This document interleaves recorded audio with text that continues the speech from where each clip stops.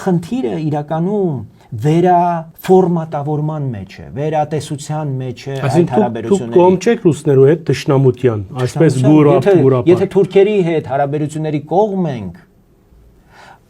եւ պետության նշանակությունը հենց դա է, չպիտի քեզ համար թշնամիներ ստեղծես, որպեսի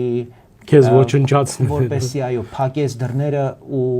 հնարավորություն չլինի այլևս հաղորդակցվելու, կամուրջները այրես եւ այլն։ Պետությունը նրա համար է, որպեսի ամենածանր հարևանի եւ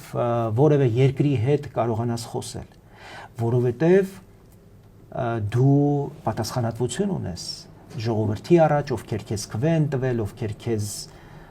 մանդատ են տվել, իրավունք են տվել եւ պատասխանատվություն, որպեսի դու կարողանաս արժանավայել այդ խաղաղ կյանքը ապահովել քեզ վստահողների համար։ Եվ այդտեղ, եթե մենք իհարկե սպառնալիքներ ունենք Ռուսաստանից եկող եւ անընդհատ ունենք հատկապես այս պահին